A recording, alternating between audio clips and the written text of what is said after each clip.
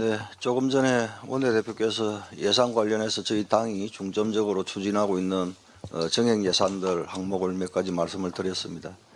그중에 저희들이 다시 한번 강조하고 싶은 것이 하나 더 있습니다. 학업에 열중해야 할 대학생들의 어려움을 조금이라도 덜어주기 위해서 장학금 정액에도 저희들이 심혈을 기울이고 있다는 말씀을 드리겠습니다. 내란몰이와 정치공작은 종식되어야 합니다. 다음 주 법원에서 국민의힘 추경호 전 원내대표에 대한 영장실질심사가 열릴 예정으로 있습니다. 이번 심사는 중요한 분수령이 될 것입니다. 저는 기각될 것이라고 확신합니다. 국민의힘 국회의원을 비롯해 국민의힘 소속은 그 누구도 계엄 논의에 관여하거나 동의한 사실이 없습니다.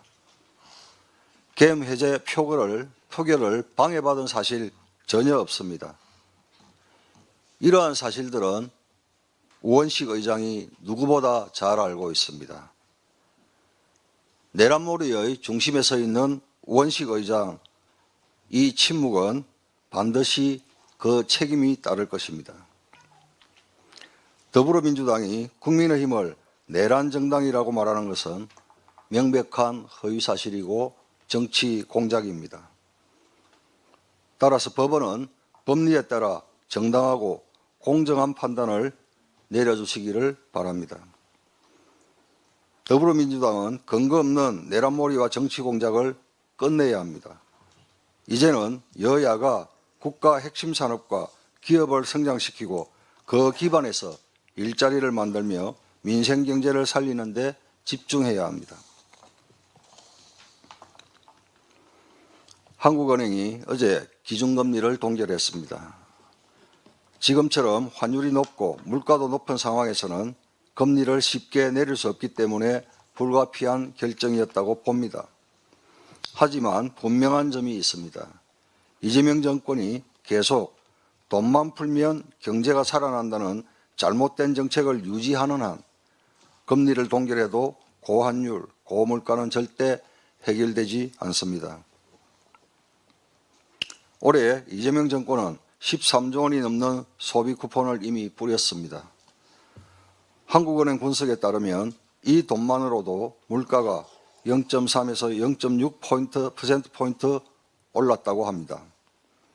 결국 과도한 돈 풀기가 스태그플레이션을 부른 셈입니다. 더불어민주당은 이제 경제정책의 방향을 바꿔야 합니다. 지역사랑상품권 할인 예산 1조 1,500원을 비롯해 각종 현금성 예산은 과감하게 정리해야 합니다. 대신 그 예산을 지역이 요구하는 핵심 SOC, 전략산업 육성, 인재 양성, 기업 경쟁력 강화에 집중해야 합니다.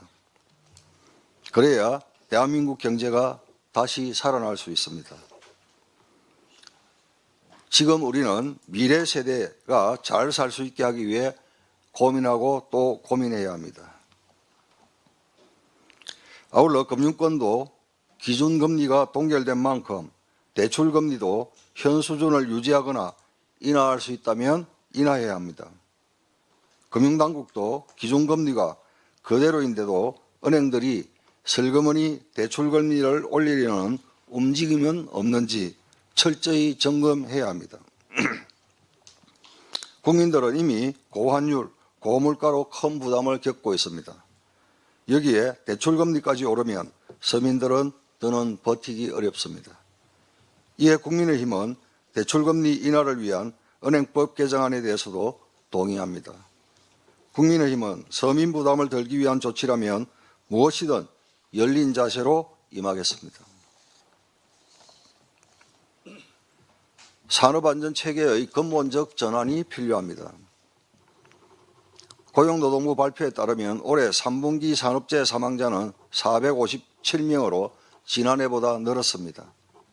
특히 5인 미만 사업장의 사망자가 약 30% 증가해 작은 사업장이 산업안전의 가장 취약한 곳으로 드러났습니다.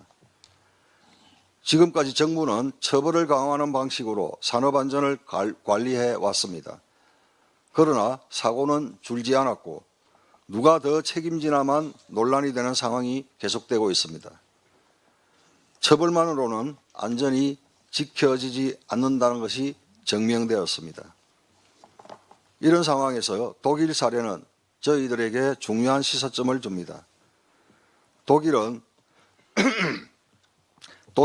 노사와 전문가가 함께 안전규칙을 만들고 설계 단계부터 안전을 반영하고 건설자, 소유주, 전문가가 책임을 나눠 갖는 예방중심 체계를 통해 사고를 크게 줄였다고 합니다. 즉 처벌이 아니라 현장을 바꾸는 예방 시스템이 효과를 낸 것입니다. 국민의힘은 이미 이미자 의원, 구자근 의원이 중대재해 처벌을 개선하는 내용을, 김소희 의원이 자율안전검사 및 현장교육 의무화 등 예방중심 법안을 발의해 놓았습니다. 사회적 인식도 처벌만으로는 부족하다는 방향으로 바뀌고 있습니다. 국민의힘은 독일처럼 예방이 중심이 되는 산업안전체계로 전환하겠습니다. 과도한 처벌 중심의 중대재해처벌법과 산업안전보건법을 현장에서 실제로 도움이 되는 안전관리, 현장교육, 책임분담 중심체계로 개선하겠습니다. 여야 민생경제협의체에서도 중대재해처벌법 개선을 논의하겠습니다. 이상입니다.